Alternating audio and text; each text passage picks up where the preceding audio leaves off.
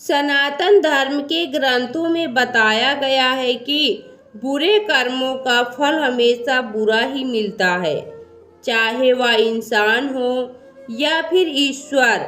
इसका एक उदाहरण माता सीता का है, जिसका जिक्र रामायण में किया गया है। दरअसल रामायण कई भाषाओं में लिखी गई है।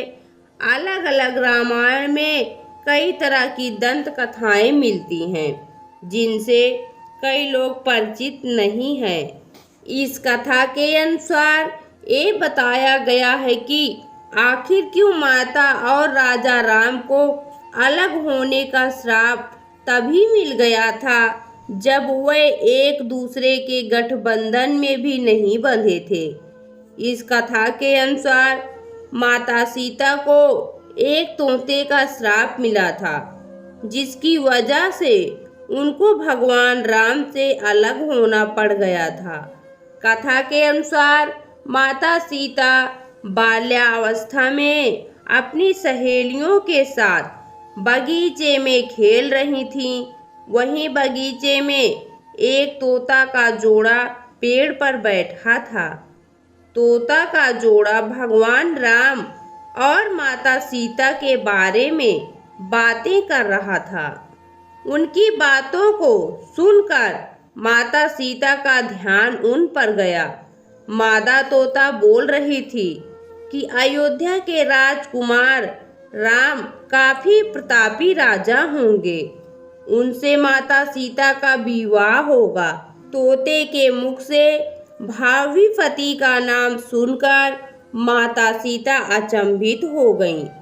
उन्हें अपने बारे में और जानने की इच्छा जागृत हुई, इसलिए उन्होंने अपनी सखियों से कहकर दोनों पक्षियों को पकड़ लिया और फिर उन दोनों को पुचकार कर पूछा कि भविष्य के बारे में इतना ज्ञान कहाँ से प्राप्त हुआ। तब वह पक्षियों ने बताया कि इससे पहले हम महर्षि वाल्मीकि के आश्रम में रहते थे, जहाँ हर रोज राम और सीता के जीवन के बारे में बताया जाता है। इसलिए उनको दोनों के बारे में हर चीज कंठस्थ हो गई।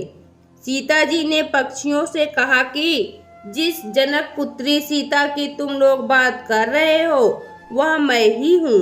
मुझे मेरे और राम के बारे में और भी बातें जाननी है।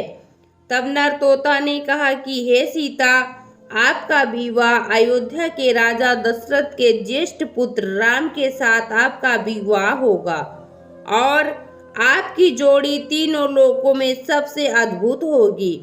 सीता जी सवाल पूछती रहीं और दोनों तोते जवाब देते रहे। ऐसे में सीता जी प्रसन्न हो गईं और कहा कि अब ये हमारे साथ ही यहाँ पर रहेंगे। लेकिन ये सुनकर तोता हैरान रह गया और उसने कहा कि हम पक्षी हैं, हमें पिंजरे में कैद ना करो। तोते ने इसके लिए बहुत ही याचना की। तब सीता जी ने नर तोते को छोड़ दिया, लेकिन मादा तोता को नहीं छोड़ा और कहा कि यह मेरे साथ रहेगी। नर तोता ने कहा कि मेरी पत्नी गर्भवती है, इसलिए ऐसे समय पर उसको जाने दें।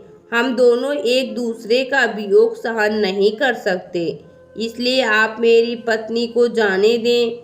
लेकिन सीता जी ने उसकी एक ना सुनी।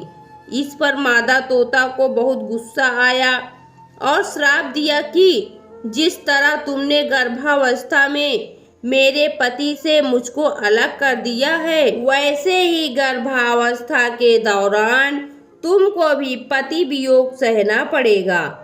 इतना कहते ही मादा तोता ने अपने प्राण त्याग दिए। बताया जाता है कि अगले जन्म में तोता वही धोबी था जिसने माता सीता के चरित्र पर उंगली उठाई थी, जिसके बाद भगवान राम ने सीता माता का गर्भावस्था के दौरान त्याग कर दिया था। तो दोस्तों, आपको यह पौराणिक जानकारी कैसी लगी कमेंट बॉक्स में ज़रूर बताएं। वीडियो को लाइक करें, शेयर करें और हमारे चैनल को सब्सक्राइब करना ना भूलें। वीडियो देखने के लिए आपका बहुत बहुत धन्यवाद।